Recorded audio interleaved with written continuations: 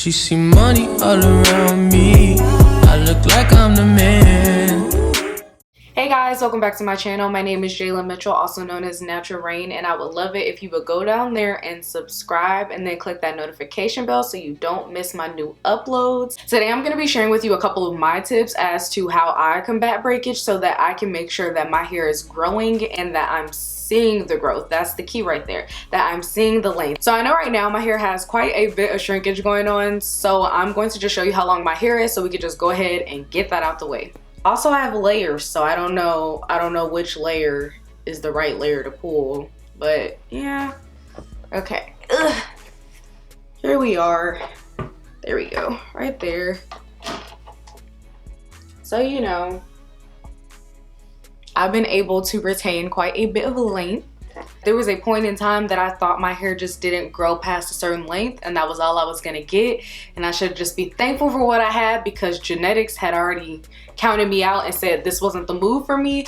But that wasn't true. I just didn't know how to take care of my hair. I just didn't know what I needed to do to get it to grow. So if you're in that same predicament, I really hope that this video can help you out with it. So my first tip for reducing breakage is to get rid of all your hair bands that have metal on them.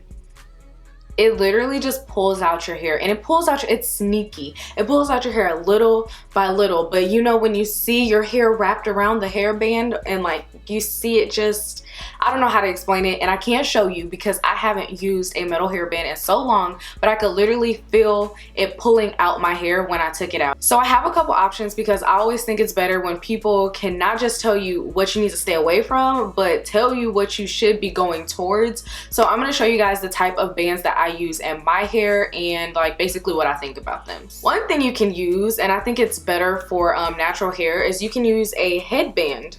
They are bigger, which means less unnecessary stress on your hair. It's not going to pull out your hair with the metal part. So I definitely recommend it. It's bigger, you don't have to worry about that. But I'm not done yet. So the next option, I have these hair bands. I got them from Amazon. I will have them linked down below. I definitely recommend them. They are stretchy. Not as stretchy as the headband, but that's okay with me. Usually, like, okay, so if I go to bed with this hairstyle, I'm not even gonna lie to you, most likely I'm not gonna take out this bun in my head because then I will have to redo it again if that's the style I'm going for, and I would literally just take my hair and wrap it like that. And then my hair in the back is fine, and it's not like pulling on my hair unnecessarily, and it's satin. I love satin. Satin is great for your hair. It's way better than cotton, way better than any of that other mess other than silk. Satin is pretty much as good as it gets. I use these all the time. So another option is elastic bands. Now what you can do with these bad boys, you can get them off Amazon. That's where I got them from. But guess what? They're cheaper if you get them in a whole roll. Get a whole roll of elastic and then you can just roll it out, cut where you want to cut, and then tie it. You can make your hairband half this size by just cutting it to half the size. I like mine bigger, but if I want them smaller, I can do that because I use these to band my hair and I always get the perfect stretch without it pulling my hair out. I'll also have the link to the elastics that I'm talking about in the description box so you guys can check that out. The next one is, and I know you're probably thinking this looks really similar to the elastic hairbands, but actually no. These are pantyhose.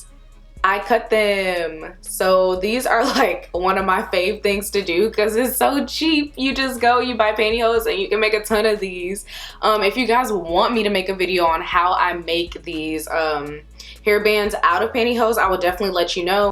But they stretch. You can make them thicker if you want to, so it's more like a scrunchie. You have a ton of options and it doesn't hurt your hair. I actually have one in this like bun and I don't feel any pain. Like if your bun is too tight and it's hurting, that's a problem. You might need new hairbands. If you're trying to get rid of all the metal hairbands that you have or just bands that pull on your hair too much, I definitely recommend one of those 4 options. Okay, the second thing that can be causing breakage, and I guess it will kind of be like on a smaller scale, but do you part your hair in the same place every time? If so, I know I'm guilty of it, so don't feel too bad, but like I usually like a deep side part when I'm doing my wash and go, and I always part it to my left every single time. And I know it's not good, but I have noticed that I have like a little breakage. It's not crazy, and it's not anything that's gonna stop me from doing my side part. And I know that's terrible to say, but I ain't gonna stop. But it's just like a little bit of breakage. It is growing out, but I just do this part so often that it like causes more tension in that area. So if you're always doing a middle part or a side part on the other side, you may notice that you're getting more breakage. So if you want to reduce that, switch it up. Sometimes do a middle part, sometimes do a side part, sometimes do it on the other side, sometimes have no part. Switch it up is your best friend, because when you keep doing the same thing over and over again, it can cause breakage like in that area that you keep parting. The next thing is pulling at your hair excessively. So this is for the people who always like to wear their hair in a low ponytail or a low bun. I understand every once in a while, but all the time, do you know how much work, and I can't speak for everybody, but it's a lot of work to get my hair to go into a low ponytail or a low bun in the first place. And so I know that I'm putting more stress on my hair than normal. I always recommend moderation. So yes, you might catch me rocking a low ponytail, a low bun every once in a while, but I'm not gonna do it excessively, because I know it can strain my hair, because I'm literally taking it and pulling it all the way back and then putting a ponytail holder on it. So just try not to do those high manipulation hairstyles. That's the better way to put it. I would say the low ponytails and stuff like that are worse than like high buns like this, because they take less manipulation for me. If I only have to sleek down this little part in the front, I'm fine. But when I have to sleek it all the way to the back, that's more manipulation on my hair, that's more brushing, that's all of that, that's more chances for breakage to come about. So if you want to just stay away from that, I would try to do more low manipulation hairstyles like wash and goes and stuff where you're not having to use a whole bunch of gel, use a whole bunch of product, brush your hair a whole bunch, lay it down, you know, all of that. I would try to chill out on that just a little bit, you know what I'm saying? Okay, I know I say this in all of my hair tip videos, but it's important, so I'm gonna mention it in this one too, and that is choosing to not clip your ends or not clipping your ends properly. If you don't clip your ends, you're more susceptible to breakage, because your hair is literally splitting up your hair shaft. So clip your ends. If you do clip your ends and you're not doing it properly, you're not getting all of the dead ends, which then means it's still gonna split up. So there's that. And then if you clip your hair too often, you're not victim to breakage, but you're just not experiencing a whole lot of growth. I have a video on how I trim my hair. I'll have it linked up there, but you know, it takes time, trust me. I think trimming my hair was the thing that I struggled with the most. Yeah, it took me the longest, because I'm like, I don't want to mess it up. What if I mess it up? I'm gonna mess my hair up, I'm gonna be bald. Like, I had a whole, like, I was very dramatic about it. So yeah, definitely just, you know, find a way. If it's going to somebody else that you trust, whatever it is, find a way to make sure your ends are actually getting trimmed, because if they're not, you will experience more breakage until you trim it. Like I always say, let it go so you can let it grow. These protective styles, I know you love them. I do. But a lot of them, not all, but a lot of them are pulling your edges out. They're gone. They're pulling your edges out. That's breakage. You're supposed to have edges there. And when you keep doing these protective styles that are like heavy, like those heavy braids, heavy dreadlocks on a small section of kind of fragile hair, you know that can't be good. I don't have to tell you that, because you know that. I don't have to tell you that. So I would just recommend, I'm not saying don't protect a style, because I believe protective styles can definitely help you achieve more growth, but only if you do it correctly. That means not taking the tiniest section and making a whole heavy dread around it, knowing it's too much. You need a bigger section of your actual hair to hold up that big long dread. Like, it's just, be smart about it. So like my favorite protective style would be faux locks. I just really got into them and I love them, but I do them correctly. I know that I can't be playing games with my edges. Like, it's not worth it to protect the rest of my hair and to end up edgeless. That's a horror story. Like, I'm not trying to, I mean, I know people trying to get spooky and everything for October, but that ain't the type of spooky I'm trying to be.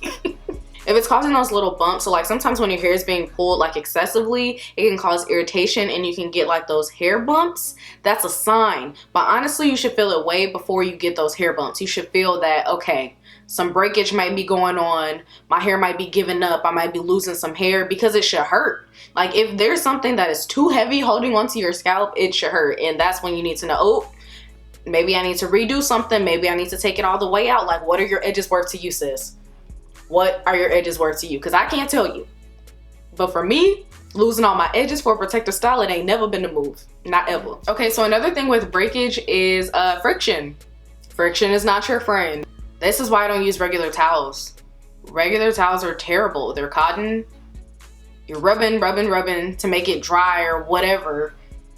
And frizz and breakage, it's just terrible. Oh, no. No. So instead, I recommend using a microfiber towel or an old t-shirt you don't care about. And when I say old t-shirt you don't care about, if your hair is colored like mine, don't even play yourself. If you like that t-shirt, put the t-shirt down. But if I don't care about the t-shirt, everything is fine. I don't care what color I dye my t-shirt. Don't say I didn't warn you, because I did. So another silent killer is rough detangling. Yeah, it's not good. Take your time. I typically finger detangle and I take my time. I'm not really in a rush, because the more you rush, whether it's a brush, fingers, whatever, you can be taking out unnecessary hair. You can be causing breakage. I always work from the bottom and work my way to the top. That typically works the best for me. If I'm starting from the roots and working my way down, I just know it's gonna be tangle city, like, you know. So I'm making sure there's no tangles at the bottom, and then I'm working my way up, no tangles, all the way through, no tangles. If I start from here and work my way down, I'm just gonna breakage. Don't be hasty about it. Don't be in a rush when you know your hair needs more TLC and you're not willing to give it to it. Another way to reduce breakage is to make sure your hair is moisturized. I know that seems super simple, like, duh, make sure your hair is moisturized, but nah, for real, do that. That means, I know you want to wait a week to wash your hair, but it started feeling dry 3 days ago.